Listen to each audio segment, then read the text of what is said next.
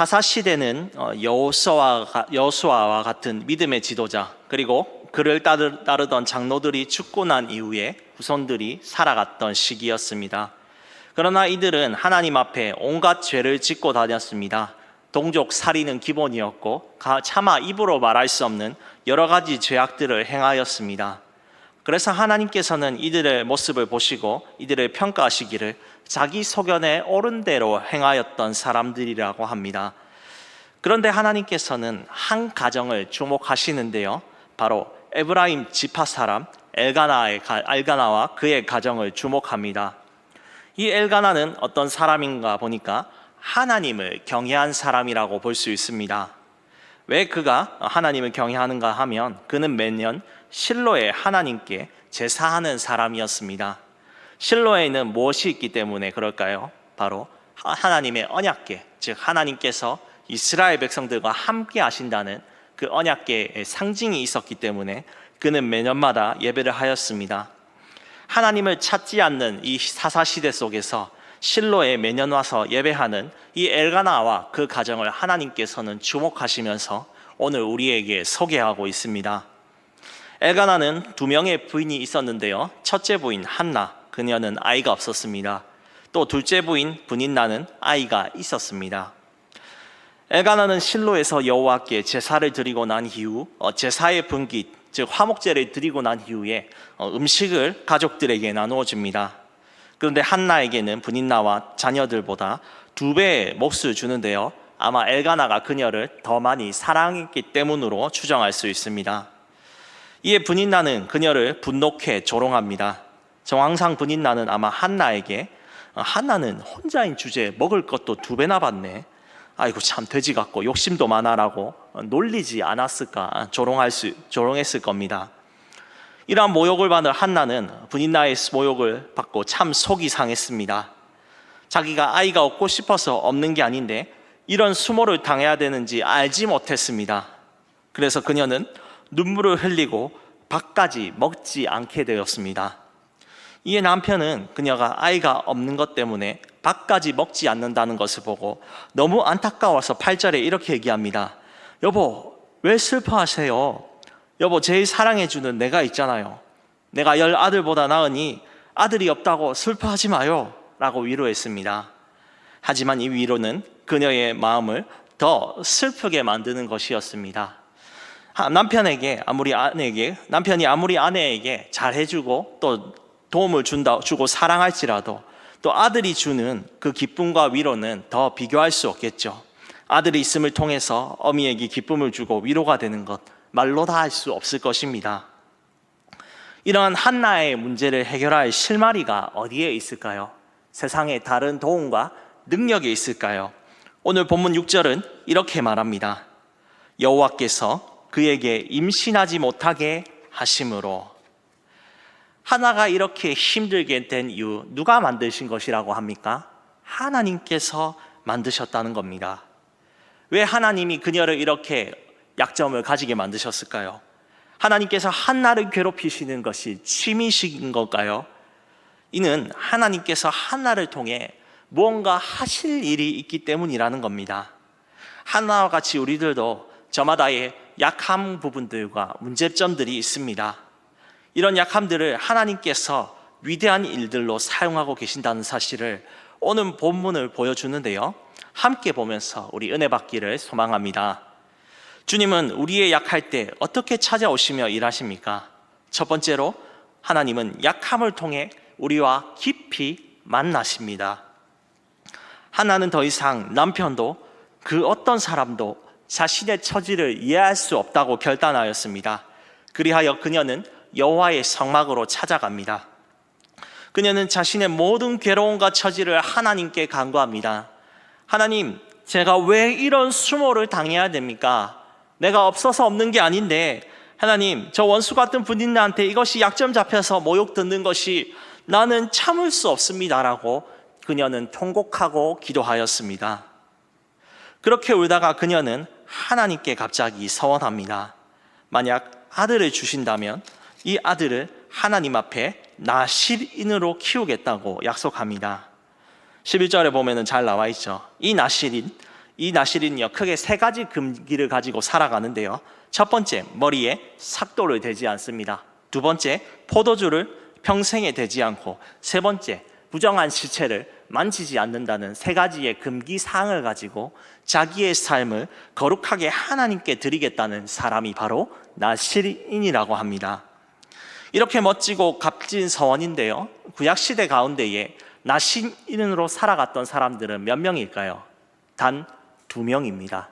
사사시대 속의 사사였던 삼손이 첫 번째 나실인이었고, 마지막 나실인은 사사이며 제사장이었던 사무엘이 그 마지막을 장식합니다. 그녀가 울면서 이런 결단을 했던 이유가 무엇일까요? 바로 그녀가 그녀 안에 있던 그 응어리가 하나님을 깊이 만나자 풀려지고 이 시대 가운데에 자기 아들을 통해서 하나님 앞에 삶을 드리기로 결단했기 때문입니다. 그리고 그녀가 이 나실인의 서원을 작정하고 기도할 때에 하나님께서 그녀의 서원을 기쁘게 받아주셨습니다.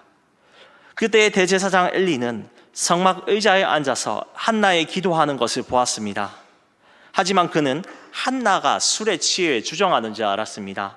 입술로 크게 말하는 통성 기도가 아니라 중얼중얼거리는 속기도를 하고 있었기 때문입니다. 그래서 그녀에게 14절에 말합니다. 네가 언제까지 취해 있느냐? 포도주를 끊고 정신 차려라 라고 합니다.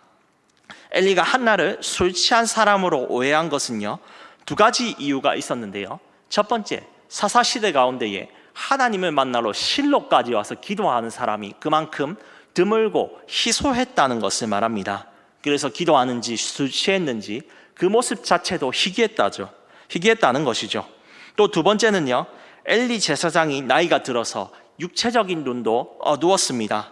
그러나 더 심각한 것은 영적인 눈은 더 어두워서 기도하는 사람을 알아보지 못했다는 사실이 비극입니다. 사실 엘리 제사장은요, 다른 이의 영적 상태뿐만 아니라 자신의 영적인 상태도 알아보지 못했습니다. 2 아들이 성막에서 제사를 드리며 섬기면서 여호와의 고기를 훔치는 것이 아닙니까? 거기다가 성막을 봉사하는 여종들을 희롱하는 일을 빈번히 행하고 있었습니다. 그럼에도 그는 아들들을 책망하지 못했고 엘리의 집에 여호와의 재앙이 임박하였습니다. 오죽 답답하셨으면 하나님도 선지자를 보내시고 나중에 사무엘의 입을 통해서 너와 내 아들들이 회개하지 않으면 너희들에게 임박한 죽음이 다가올 것이고 너희 집에 노인이 없을 것이다 라고 하나님께서 수없이 경고하셨습니다. 하지만 엘리는 영적으로 눈이 어두워져서 그 말씀을 듣고 돌이키지 못했던 것이죠. 엘리의 비난에 한나는 마음이 어려울 수도 있었습니다. 열심히 기도했는데 격려는 못해주고 제사장이 술 취했다고 비난하니까 힘들었겠죠. 그러나 한나는 그 말에 흔들리지 않았습니다. 왜일까요? 바로 그녀가 하나님을 성막에서 만남으로써 그 원통함이 풀어지고 위로함을 받았기 때문입니다. 또 아들을 주시면 나실인으로 드리겠다는 거룩한 결단으로서 그녀의 마음이 이미 치유되고 하나님과 깊이 있게 만났기 때문이죠. 엘리의 비난에 그녀는 15절에 덤덤하게 이야기합니다. 제사장님, 저는 미치지도 않았고 술 먹지도 않았습니다. 저는 저의 이 약한 부분 때문에 하나님께 내 감정이 너무 분해서 그것을 토로하려고 나왔습니다.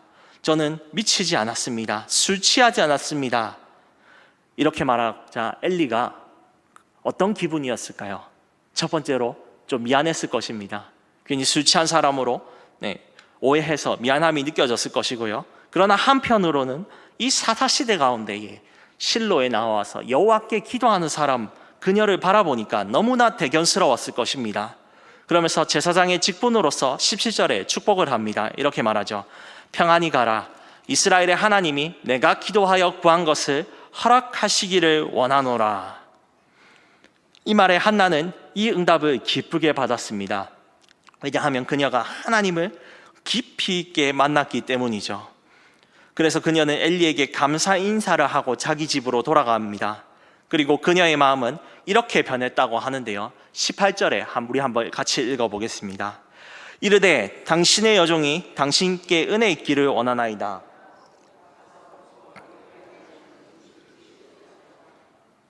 하나님이 이 문제를 해결해 주시고 그녀를 위로해 주시니까 그녀에게 있던 울분과 슬픔이 사라지고 그 안에 은혜와 평강이 있었다는 것입니다.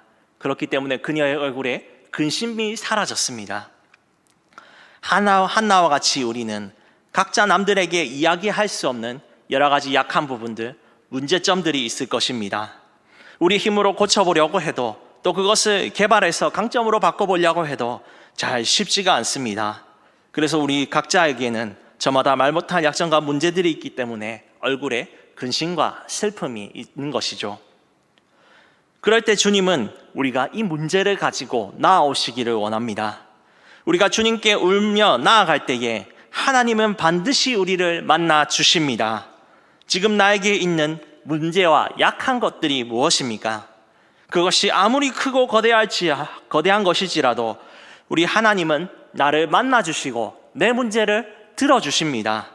나의 눈물을 닦아주시며 함께 하셔서 내 안의 슬픔을 은혜와 평강으로 바꿔주시는 것이죠. 시편 30편 11절에는 이렇게 말합니다. 주께서 나의 슬픔이 변하여 내게 춤이 되게 하시며 나의 베옷을 벗기고 기쁨으로 띠띠우셨나이다. 내가 오늘 주님께 눈물로 나아갈 때 주님은 나에게 영원한 기쁨과 소망을 주십니다. 오늘 이 자리에 오신 성도 여러분, 남들에게 털어놓을 수 없는 약한 것들, 문제점이 무엇입니까? 오늘 이 밤에 다른 사람의 눈치를 보지 말고 주님 앞으로 우리 담대하게 나아갑시다. 그러면 주님이 우리를 만나주시며 우리의 근심 가운데 함께 하셔서 우리 안에 은혜와 평강을 주셔서 우리 얼굴에 근심빛을 떠나가게 하실 것입니다. 이것을 믿고 주님 앞에 나아가 은혜와 평강을 누리시기를 주님의 이름으로 축복합니다. 주님은 우리의 약함을 통해 어떻게 일하십니까? 두 번째로 하나님이 주신 꿈을 품게 합니다. 한나는 실로를 떠나 집에 도착하여 믿음으로 엘가나와 동침하였을 때 곧 아이를 배웠고 10개월이 지나 아들을 낳게 됩니다. 그리고 그 이름을 사무엘이라고 짓는데 그 이름의 뜻은 바로 내가 여호와께 구하였다라는 뜻이죠. 그리고 그 아들이 젖을 뗀 후에 걷게 되었을 때 아들과 함께 그녀는 실로로 올라가서 엘리 제사장을 다시 만납니다. 그리고 그녀는 아들 사무엘을 맡깁니다. 이전에 그녀가 하나님께 아들을 주신다면 나실인으로 바치겠다는 약속을 지키러 온 것이죠. 그러면서 엘리 제사장에게 이 아들을 부탁하면서 하나님께 예배하고 그녀는 아들을 성막에 살게 합니다. 그리고 그녀는 하나님께 기도하며 찬송을 하는데요. 우리 2장 10절을 한번 읽어보겠습니다. 여호와를 대적하는 자는 산산이 깨어질 것이다. 하늘에서 우레로 그들을 치시리로다. 여호와께서 땅끝까지 자기 왕에게 힘을 주시며 자기의 기름 부음을 받은 자의 뿔을 높이시리로다 하니라. 아멘. 그녀는 단순히 하나님께 아들을 주셨다는 것에 또 감사하고 있지만 또 뿐만 아니라 앞으로 일어날 일들을 바라보고 예언의 찬송을 하고 있다는 걸 우리는 볼 수 있습니다. 바로 하나님의 뜻에 따라 순종하는 기름 부음 받은 자들이 활약할 이야기입니다. 기름 부음 받은 자, 이것은 히브리어로 메시아라고 합니다. 이 메시아는 크게 세 가지의 직분들이 받았는데요. 첫 번째로 선지자, 두 번째로 제사장, 세 번째로 왕이 그 기름 부음을 받았습니다. 그들은 하나님께 기름 부음을 받고 거룩한 일을 하는 중대한 역할들을 맡았습니다. 기름 부음 받은 자, 이 10절에 나오는 앞으로 미래의 사람들은 두 명인데요. 첫 번째는 사사요, 제사장이 된 사무엘입니다. 이 사무엘은 믿음으로 자라나 하나님의 말씀을 듣고 순종하는 사람이 되었습니다. 사무엘은 믿음으로 자라나 하나님의 말씀을 듣고 순종하여 그가 하는 말은 땅에 떨어지지 않고 다 이루어져서 이스라엘이 그의 말을 듣고 하나님께 돌아오는 역사가 일어나게 되었습니다. 그리고 그가 이스라엘 백성들과 함께 미스바에 모여서 회개 기도를 하자 이스라엘 백성들을 회개하고 있었습니다. 그때 블레셋 적군들이 쳐들어와서 그들이 금식하여 아무런 힘이 없어서 대항할 수 없다는 것 때문에 다 전멸될 위기에 처했을 때 사무엘이 하나님께 제단을 드리고 하늘을 향해 기도하자 하나님께서는 하늘에 번개를 내리셔서 블레셋 적군들을 모두 물리치셨습니다. 이 미래의 일을 누가 보는 것입니까? 지금 한나가 바라보는 것입니다.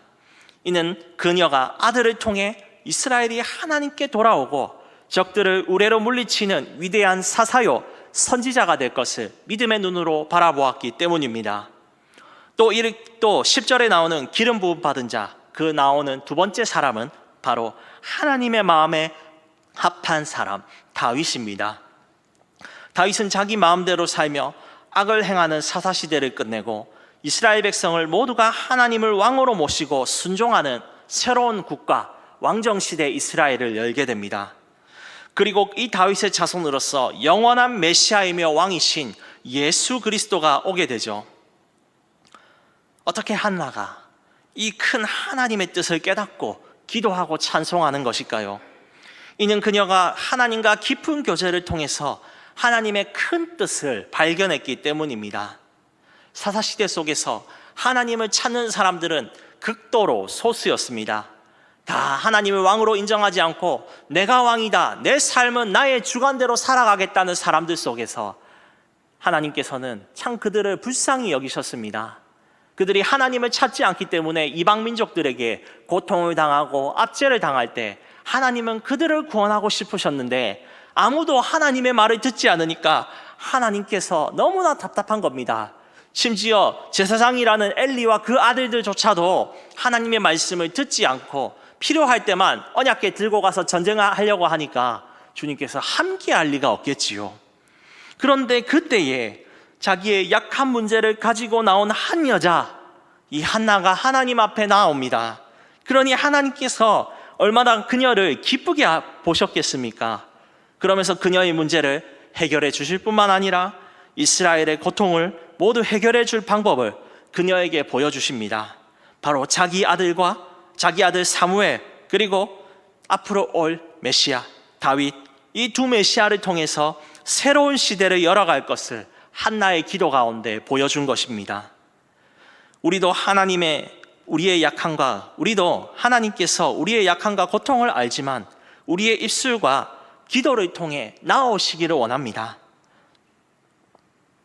오늘 이 밤에 하나님께 우리가 가진 모든 약함을 가지고 주님께 간구할 때에, 그것을 해결해 달라고 부르짖고 기도할 때에 주님이 우리 문제 가운데 함께 하십니다.